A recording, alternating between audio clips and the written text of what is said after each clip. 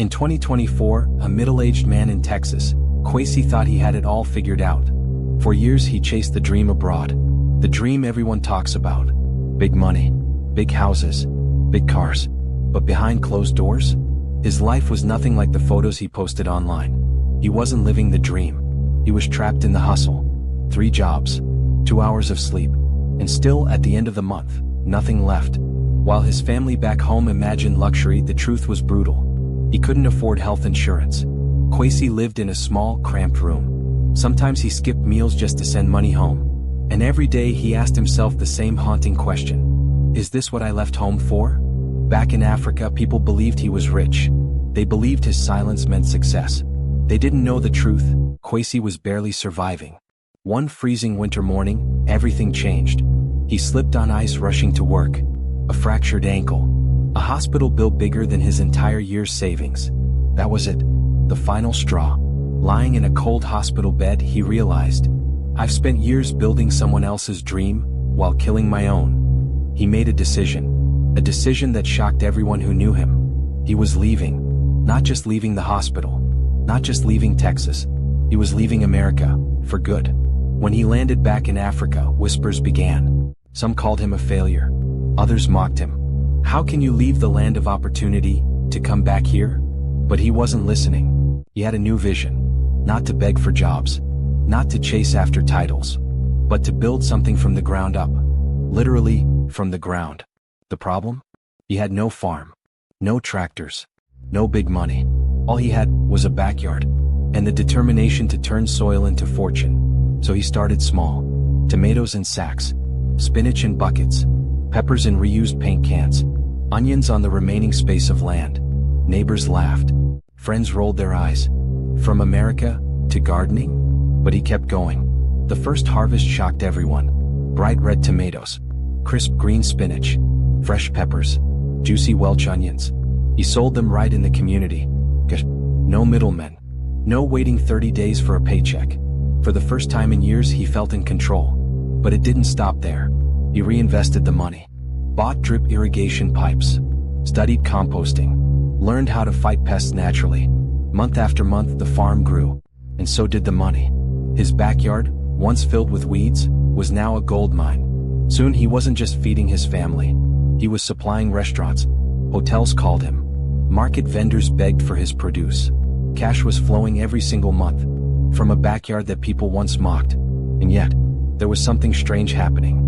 Something no one could explain. The man who once worked 3 jobs abroad was now making more money from a tiny backyard farm than he ever made in Texas. But here's the shocking part. The bigger his farm got, the stranger his problems became. Orders doubled, but so did sabotage.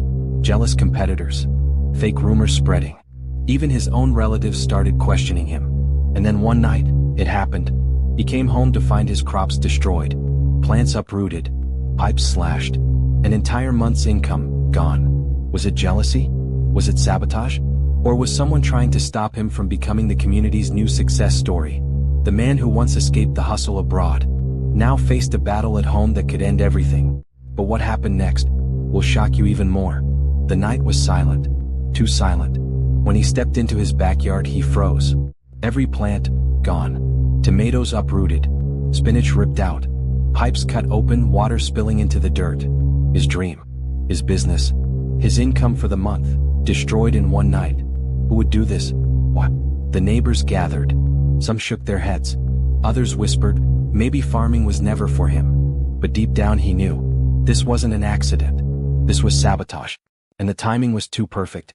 Just when his business was growing. Just when he was proving everyone wrong. Someone wanted him to fail. For the first time since leaving Texas, doubt returned. He looked at the ruined crops and thought, was everyone right? Did I make a mistake coming back? But then, something shifted. He remembered the freezing hospital bed in America. He remembered the debt, the shame, the endless hustle.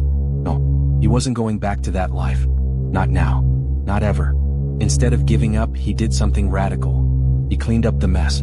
Started planting again, this time bigger, smarter, stronger. He built raised beds. Installed stronger pipes. Bought protective nets. And then he made one move no one expected. He reported the destruction. Not to the neighbors. Not to the family. But to the authorities, that's when everything exploded. At first, it looked like a simple police report. But the investigation uncovered something deeper. The sabotage wasn't random. It was organized, coordinated. Someone had been watching him, tracking his success, and plotting his downfall. And the shocking part? The trail of evidence didn't lead to strangers. It led straight to people he knew. The first suspect? A competitor farmer in the same area, jealous of his fast growth, afraid of losing customers. But when the police dug deeper, the truth hit like a thunderbolt. The competitor wasn't acting alone. He had help. From inside the family. Yes, someone close to him had betrayed him. Someone who smiled at him by day, but helped destroy his farm by night. The revelation cut deeper than any loss. Farming could be rebuilt, but betrayal by blood? That was war. And now it wasn't just about crops. It was about trust. It was about survival.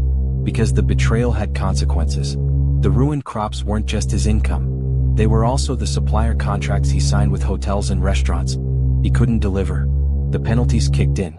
Debt piled up, fast. Felt like déjà vu. Back to struggling. Back to surviving. But this time the fight wasn't abroad. It was in his own backyard. Just when it looked like everything was lost, the investigation revealed one final detail. The competitor and the family member? They weren't just sabotaging him. They were preparing to take his spot. They had already pitched themselves to the hotels, offering to supply vegetables at half the price. The betrayal wasn't just personal. It was business, calculated, cold. And for him, it was the ultimate twist of the knife. Most people would have quit, packed it up, admitted defeat. But not him. Not after everything he'd survived. He took the last of his savings, bought fast-growing seeds, worked day and night, no sleep, no excuses. And when the hotels demanded penalties, he didn't argue. He asked for 30 more days. 30 days to prove he could still deliver. It was madness. It was impossible. But it was his only chance. Day after day he fought. Planting, watering, harvesting. The neighbors watched. Some mocked. Others whispered. And the betrayer in his own family? They laughed behind his back, convinced he would fail. But slowly, green shoots began to rise again. Tomatoes, spinach, peppers. Could he really pull it off? The 30-day deadline was here. The hotels were waiting. Trucks lined up at his gate. But as he walked to the backyard to harvest, his phone buzzed. A message popped up. One line, one sentence. That changed everything. If you try to deliver today, you won't live to see tomorrow. The trucks were waiting. The hotels were calling. The vegetables were finally ready. But on his phone, one message changed everything. If you try to deliver today, you won't live to see tomorrow. His hands shook. Who sent it? Was it the competitor? The family member? Or someone even bigger? He looked at his backyard harvest. 30 days of sweat. 30 days of sacrifice. 30 days of fighting back. And now, someone wanted it all gone. Not just his crops, but him. If he didn't deliver, he would lose every contract. If he did deliver, he risked his life. What would you choose? He made the boldest decision yet. He ignored the threat, loaded the trucks, and sent the first delivery out. Every second felt like borrowed time. Every passing car looked suspicious. Every knock on the gate made his heart stop. But then, something unexpected happened. The hotels accepted the produce. The payments came in. He had survived the deadline. Or so he thought. The very next night he woke to smoke, fire, the storage shed burning, flames rising high into the sky.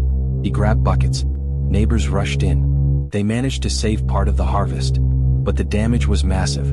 This wasn't just sabotage anymore. This was war. When the police arrived, they gave him news that chilled his blood. The fire wasn't random. The competitor wasn't acting alone. There was a bigger player behind all of this. A syndicate. A group controlling local supply chains. They decided who supplied and who failed. And now they had decided he was a threat. It all made sense. The threats, the sabotage, the betrayal from inside his family. He wasn't just fighting jealous neighbors. He was up against an entire network, a cartel. And in his country, everyone knew. You don't fight the cartel. But he had no choice. This was his life, his farm, his future. Instead of backing down, he changed the game. He built alliances, partnered with youth groups, trained small farmers in backyard techniques. If they wanted to take him down, they would have to fight all of them. Within weeks, his idea spread. More backyard farms popped up. More families started earning monthly. The cartel's grip was weakening. But with every new farmer, the threats grew darker. One evening, as he walked back from the farm, he noticed a car trailing behind him. Too slow. Too deliberate. His heart raced. He turned left. The car turned left. He turned right. The car turned right. Then suddenly, the car sped up. Windows rolled down. A barrel of a gun flashed under the streetlight. Shots rang out. Neighbors screamed. He fell to the ground. The car sped away into the night. But here's the twist. When people rushed to him, they found something in his hand. A phone. Still recording. And what it captured will change everything. Phone still recording. He was rushed to the hospital and recovered quickly by the help of missionary surgeons that were on missions in his village at the time. It was a timely intervention for him. And that's how Kwesi turned his small backyard into a reliable monthly income stream. He didn't need huge land or expensive machines. Just sacks, soil, compost, and vegetables people buy every single day. Now here's the key. With just 50 sacks he makes about $1,000 per month. Scale it up to 300 sacks, and you're looking at around $6,000 per month from your own backyard. It's proof that you don't need to leave your home to build a business that pays. All you need is consistency, the right crops, and a simple system that works. So if Kwesi can do it, starting from almost nothing, imagine what you can achieve with your backyard. This is not just farming. This is a backyard system that pays every single month.